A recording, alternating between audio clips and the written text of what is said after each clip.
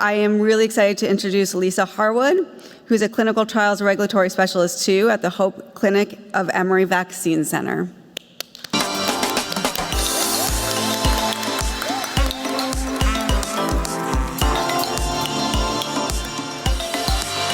Hi, everyone. I'm Lisa Harewood. Unfortunately, my co-presenter, Ellie Butler, got sick on the way back from her honeymoon, so she wasn't able to join me here today. So just bear with me as I have a little bit of a crutch as I'm filling in for two people. And I'm really excited to be here in person, I think for the first time since the pandemic, that we're back in person. And this year, I feel as though, at least at our research clinic, we're starting to finally move past COVID. Our non-COVID research and science starting to get back on track and get up to speed. But even as we move past COVID, I've observed that the research landscape has changed, has shifted since COVID.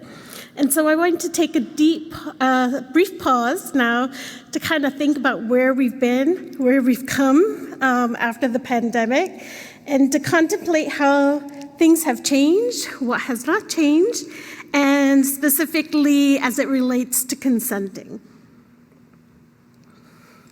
And I'm going to try to do two things at once. We do not have anything to disclose. I'm speaking on behalf of Ellie and myself. I come, as Jessica mentioned, I come from the Hope Clinic of Emory Vaccine Center. I'm a senior clinical trials and regulatory specialist at Hope. Not to date myself, but my experience in clinical research began back in the 90s when we were going through another public health emergency during HIV/AIDS. So I was there when AZT was the only option for HIV patients. And now we're coming to a time where a vaccine is actually hopeful. But with COVID, things moved a lot quicker. So I'm going to just move past, go to this slide quickly. So this is just a brief timeline just to show you how quickly things move with COVID. So January 6th, New York Times published an article, China grapples with mystery pneumonia-like illness. January 6th, I remember it well, had a staff meeting. My PI mentioned that there was this illness kind of off in the distance, starting in China, but we're keeping our eye on it. Little did we know how within 3 months, how much that would have impacted us as well. January 13th, the CDC announced that the genome had been posted on GenBank, their genetic sequence database. January 20th, the first US case was confirmed. January 22nd, additional cases identified. By January 30th, our 6th case in the US had been identified, and it was the first confirmed human-to-human transmission within the US.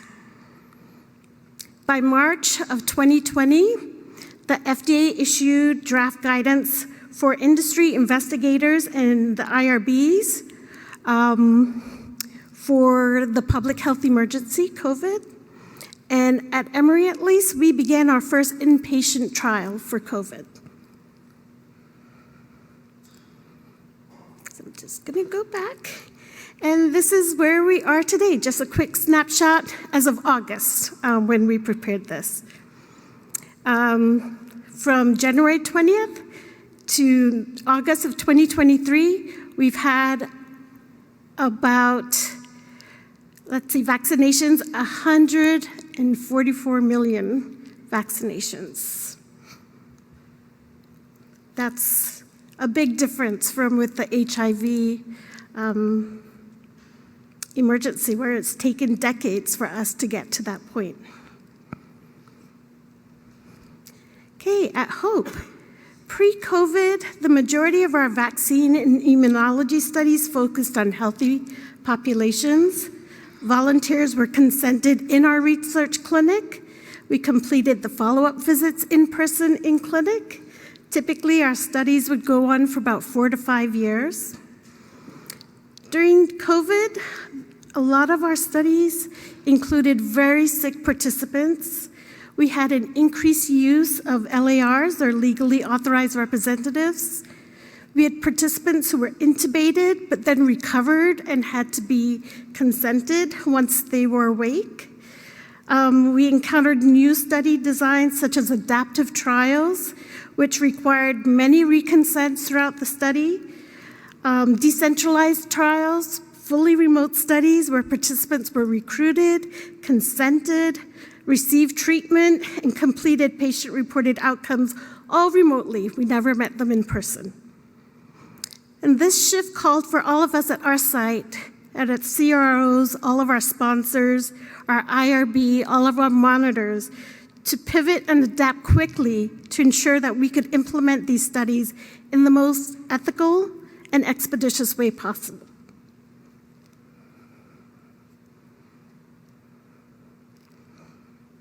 So before I talk about how COVID impacted our consenting process, I just want to look at what did not change. So what did not change is that we still had certain responsibilities when it came to informed consent. And regardless of the fact that we were dealing with a pandemic, the world had shut down, and our investigators and colleagues in the hospitals were slammed with very ill patients and themselves facing life and death on a daily basis. In order for our research and science to have any credibility and to protect the rights and welfare of our study subjects, which is one of the most important things that we do, regardless of where we are in research, it was imperative that we conducted our research in the most ethical way possible, that we upheld good clinical practices, adhered to regulations and guidance, even as those changed in real time. And I'm a regulatory specialist, so I will follow the regs and the guidance, as everyone at my clinic knows. So we had to ensure that we obtained proper informed consent, and that we recognize that the consent is a process and ongoing, and not just a signature on a piece of paper. So we had to embrace and really think about what constitutes meaningful informed consent.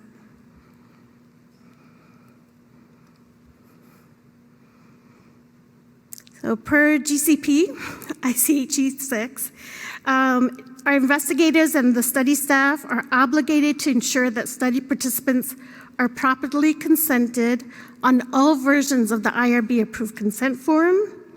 We had to ensure that participants have the time and opportunity to have all of their questions answered, that we ensured understanding, and that consent forms are signed and dated, and that we provide the subjects with a copy of the consent form.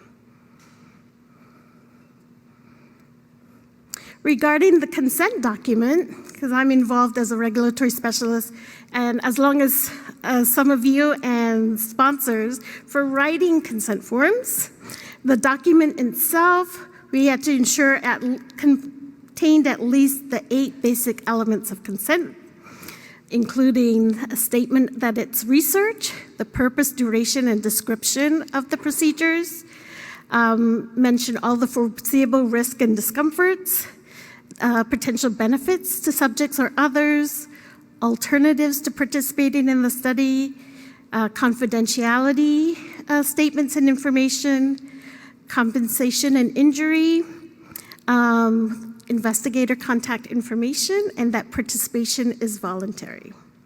So those are things that did not change with consenting. And for us, actually implementing consent, for our minimal risk studies, we'd use verbal consenting before. For externally funded studies, we may have been subject to additional sponsor policies for consenting. But very minimally did we use e-consent prior to COVID.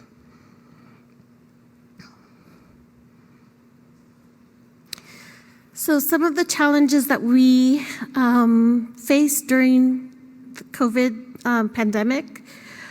For our non-COVID participants, there were lockdowns, which prevented non-essential travel. Participants were hesitant to come into the clinic for their in-person visits. And we had a lot of quarantining of the signed paper consents. For our COVID patients, a lot of them were in isolation rooms.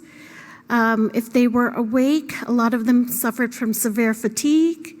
For those who were intubated and not awake and able to give consent form, we had to use LARs. And for patients who were in the ICU, we had to deal with PPE and physical barriers that were put in place to prevent infection. So face-to-face contact was limited. There were restrictions on in-person interactions.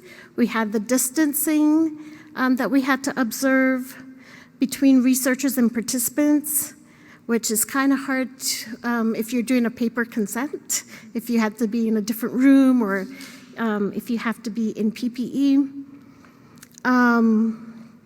There were an increase in risk and uncertainties, and it just made informed consent a much more complicated process. Consent as we thought about it, in that limited paper and pen dynamic.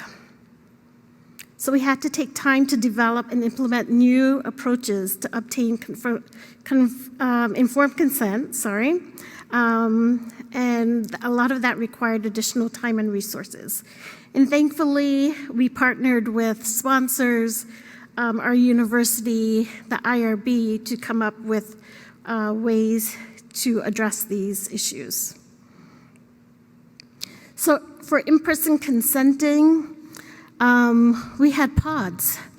We had pods that were brought in from outside that allowed people for the vaccine studies where they were not sick to actually go in and kind of distance to consent with CRC. We had negative air pressure rooms. We would quarantine paper ICFs in baggies. So they would sign it, we'd put it in the baggie, and we would have to have it sit for a week or so. We'd have to write a note to file explaining why the dates were discrepant between when the participant signed it and when the CRC actually was able to sign it, and a progress note explaining that the consent process did occur in real time. It's just that the signatures had different dates. And then digital consent forms using iPads or mobile devices. For remote consenting, we had telephone consent, Zoom consent. We would send the consent form by encrypted email. We would mail consent forms to participants and put in a return envelope so that they could send it back to us, and of course use LARs. In terms of documenting consent, some of them were wet ink signatures, but like I said, they had discrepant dates because the document's going to be signed at the same time. Electronic signatures and verbal consenting was used for minimal risk studies.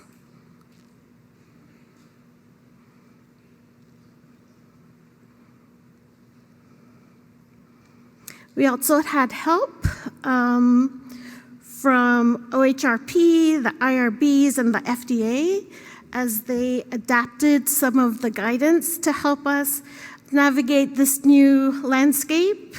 OHRP issued guidance on research changes to eliminate apparent immediate hazards. So for some of that, they allowed us to widen windows for studies where people would be out of window for their visits, or do phone follow-ups for visits that were supposed to be in person. The FDA issued guidance for documents for industry, FDA staff, and other stakeholders. And although this one was older, this is one that we kind of rediscovered and used more expansively, the guidance on using electronic informed consent. Apart from OHRP and FDA, we also had to deal with a lot of other guidance that impacted our process. For example, in Georgia, there were quarantine and stay-at-home orders that we had to navigate. For the university, they had guidance on whether or not visitors could come to the hospital. So that's, we had to do remote consenting for LARs because if you were not the patient, you could not come into the hospital with your sick relative. Emory also did reduce, I can't remember the word, but at work, we weren't all allowed to be there at the same time, so we had to sort of rotate into the office, and a lot of people ended up working from home. And Emory, we had a lot more requests for software and e-consenting apps, and so the Emory IT had to develop a process for reviewing all of these apps to make sure that they were secure. And within Hope ourselves, we updated a lot of the SOPs to consider the circumstances that we were under, like consenting patients who were in isolation. So after we were beyond the most hectic and urgent times in the pandemic, at our clinic, we kind of took a step back and tried to reflect and debrief what we'd gone through for those few years before. And the regulatory team met with the clinical teams to find out what were the things that were the most helpful to them during the pandemic, what are things, practices we could use going forward that would be helpful to them. And one of the things that we learned was thinking of consent form as a process, but being much more creative and flexible in our thinking, and actually meeting with the teams ahead of time to try to anticipate all the different scenarios that could happen in a study and submit IRB applications that would accommodate all of those situations. Whether it was the new expectations in terms of expedited timelines, the new protocol designs, the public health emergency, it just taught us to be a lot more creative and open-minded, and realize that we could partner with other regulatory specialists at our university, at other organizations, and with the IRB to come up with creative solutions. So I'm going to go through this part fairly quickly. We did surveys and interviews with our staff. This is Ellie's part, so I'm not as well versed in her survey method, but she did a survey with 21 questions done through Qualtrics. She took information on the background experience and roles of the people she surveyed, the methods that they use for consenting, and their perceived challenges during COVID. So for the most part, the majority of her participants, her subjects, which would be Hope Clinic staff, had less than 1 year experience in research.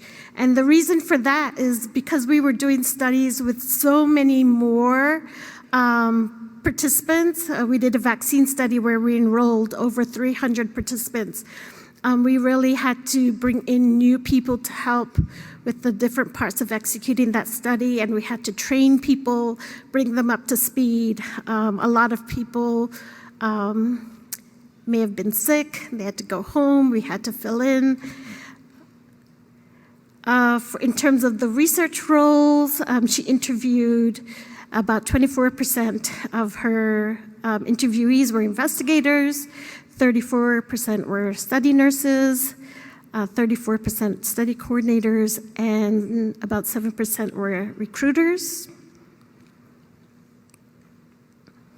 So of the 29 respondents who actually obtained consent during this period, 12 of them did not use any alternative consenting methods, and which would have included like remote consenting, verbal consenting, consenting with LAR. I'll just go through these quickly. Okay, another thing that we did was to interview our staff to find out what their experiences were like. I did recorded telephone interviews with the staff with six open-ended questions, and analyzed the data with NVivo 12. I had very few people who actually took me up on the interviews. We had 5 people, 3 coordinators, 1 nurse, and 1 investigator. And 4 of the interviewees had over 5 years of experience in clinical research. And we did a word frequency query, and these were some of the words that came up a lot across their interviews. People felt time constraints, pressure, the paper consenting was a difficult one for them. These are some quotes from some of the interviews. I had one participant who said that she felt like the most challenging thing for her was having to obtain a wet ink signature on a paper during those times. We would wait outside with a biohazard bag, then we needed to wait 7 days before we could remove it from the bag, and then we would have to write a note about the discrepancy on the date and on the original form. Another person said, as one person was in there consenting with the patient, someone was right outside to double check through the door, it was a glass door, to make sure that all the signatures were in place. So it was really like a 2-person job, actually doing the consenting. Or for someone else, it was having to consent through all the PPE with the mask and whatnot because they felt like they couldn't actually see the participant and see if the participant was understanding and following them as they were consenting, and that the rooms were really noisy. This is in some of the hospital studies, and so she felt like all the machines and filters, that was just not very conducive to consenting at that time. So they felt that it was very challenging. They did a really, really good job. I'm really proud of the work that they did. So some of the overall takeaways from our survey and interviews was that Part 11 compliant electronic signatures were most helpful in addressing issues like paper management. When you had to go into the hospital room and you had a 15-page consent form, you had to make sure that all of the pages that needed initials were initialed, everything that needed a date, because you're not going to have the opportunity to go back in and have the participant redo it. Infection control, they felt like if they had access to Part 11 compliant electronic signatures, they wouldn't have to worry about bagging consent forms if they'd use iPads, or could email a consent form to an LAR, and just documenting consent. Their preferred systems for e-consenting were Part 11 compliant DocuSign and REDCap. Okay, so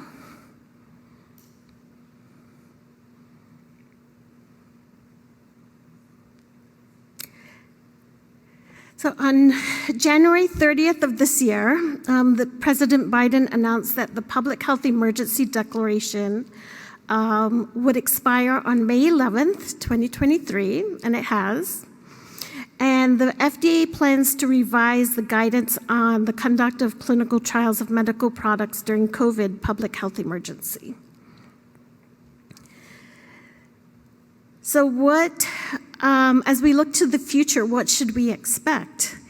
Clinical trials are going to require increased flexibility and innovation as all parties incorporate the new technology that we adopted during the pandemic and integrate them into our new practices. Clinical trials will increase efforts to recruit diverse populations, especially those disproportionately affected by diseases like COVID-19, to ensure equitable access to trials and prevent bias in research. And clinical trials will emphasize patient engagement, patient-reported outcomes, and feedback through the informed consent process to ensure patient-centeredness, transparency, and trust. So at the site level, we really need to be prepared for these expectations, these new expectations, to ensure that we are trained at our sites and have access to the resources and the technology that will set us up for success, and ensure that we can participate in this work at the highest level. We need to be familiar with the guidelines and regulations, clinical trial regulatory specialists, as they change. I encourage you to reach out to your IRBs to understand what your options are, even before you submit your initial application.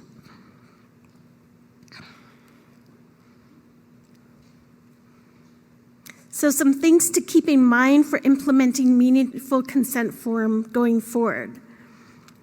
Even with the new common rule, we need to really work on using plain language, short sentences, and concrete examples to improve understanding. Because, consent forms are going to be done remotely. Consenting is going to be done in different settings. So we really need to, all across the board, work on making consent forms no longer be 45 pages and in language that is accessible to everyone. We need to communicate early and build trust and ensure that participants are kept up to date on study progress and empower participants to ask questions, respect their decision-making autonomy, and provide additional support where needed. We need to be able and ready to shift away from just face-to-face paper and pen discussions. And we need to shift to a focus on the process of consenting, the communication and discussion part of consenting, using technology to facilitate that communication and to manage multiple amendments and needs to reconsent with multiple versions of the ICF. That's it. Thank you very much. I hope that some of that was helpful.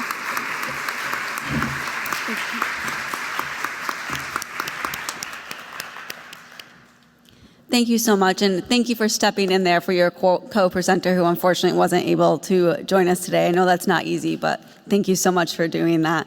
We do have a few minutes if there's any questions for any of our closing plenary speakers.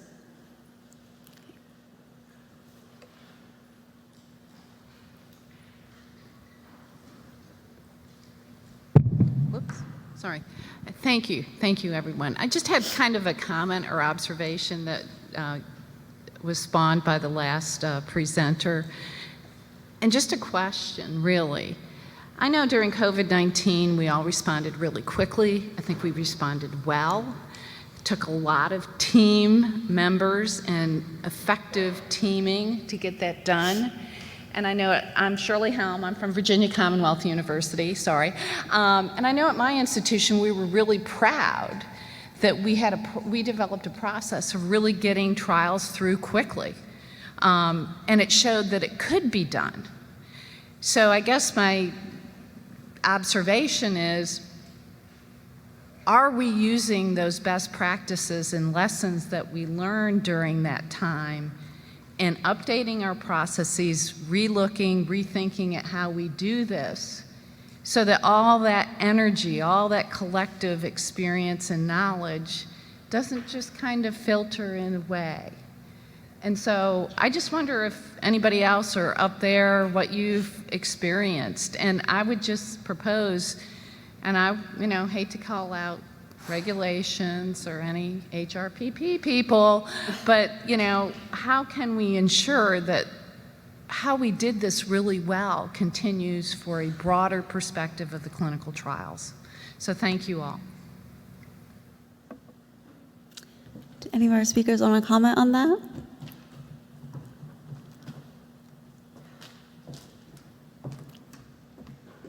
I just want to say thank you for sharing that. I think I really encourage teams who were in the thick of it during COVID to really take time as a team to sit down and debrief what's happened. For a lot of us on a personal level and as a team, we went through so much and so many things changed.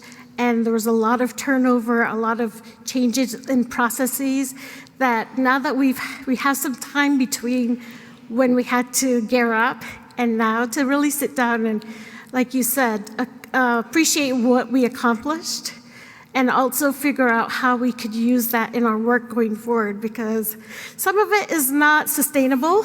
I remember I would go to bed after 12, wake up at 3 for like months on end. Things like that would not be sustainable. But I developed relationships with people in other parts of the university. We collaborated and shared our processes across the university. I'd like to see us do that across the industry, and even at SOCRA, having this opportunity, I feel is so amazing, because I think sponsors are going to change the way they're doing things. They now have expectations that we be able to do things as quickly as we did during the pandemic. And if we can just spread that information and make those best practices, but we will need resources to do that as well.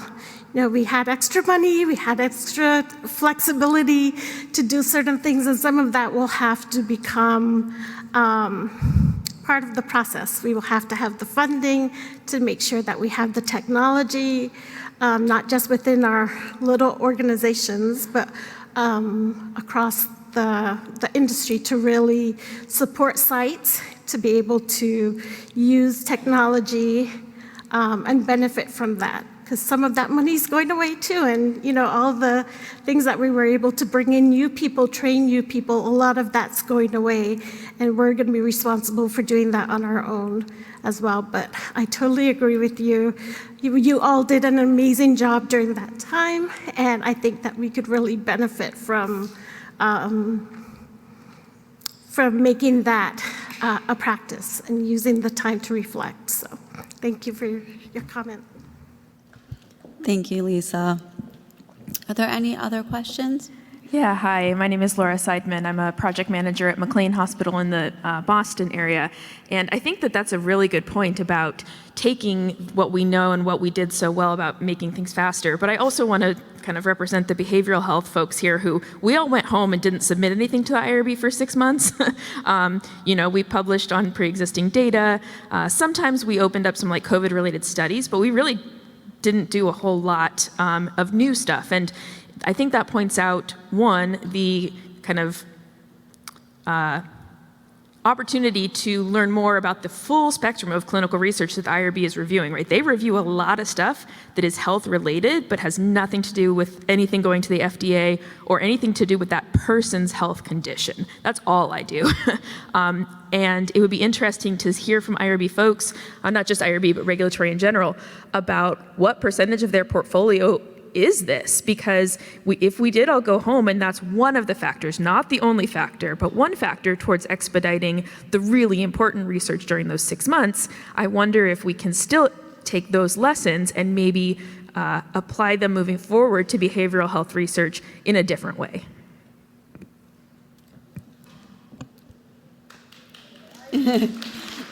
I think I'll go ahead and actually take that, and I'll say I think that as someone with a behavioral health background, and I know that one of our co-presenters does as well, that is something that we need to be discussing as an industry, and we need to be talking about that with our HRPPs and with our folks in behavioral health. So thank you. Hi. I have a lot of respect for all the presenters because this is very nerve-wracking. My name is Autumn. I actually work in upstate New York, 2 hours from here, with Scott Wayhedge, which I know a lot of you know. I just wanted to thank all the presenters for all the informational talks, and I especially wanted to thank our president for being a really big inspiration to me this weekend. Being from the same place, you've inspired me a lot. And I just wanted to ask if any of you had any last advice for someone who's just starting out. Yeah. Well, so Autumn's trying to make me cry on the very last day.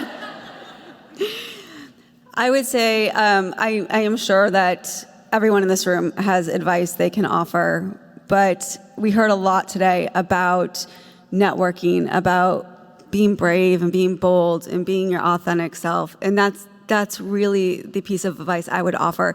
Ask questions, be curious, talk to people, and just be a continuous learner.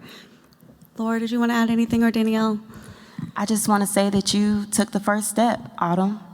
You going up there and telling us about yourself. I'm sure now we are going to remember Autumn, and because of what you said, and especially connecting with her now that you guys, you're from the same place, maybe see if she can be your mentor. I will be.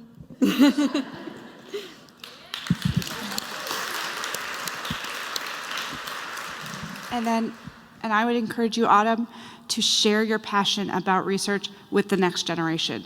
Become the next person to rise up somebody else and bring them into the fold, because this is an awesome place to be. This is the most supportive career that I've ever been. And I'm so grateful to have found it, to have come to my first conference, to have been really scared, and to grow and achieve and figure out that this is why I do what I do, and this is part of my life, and this is who I am.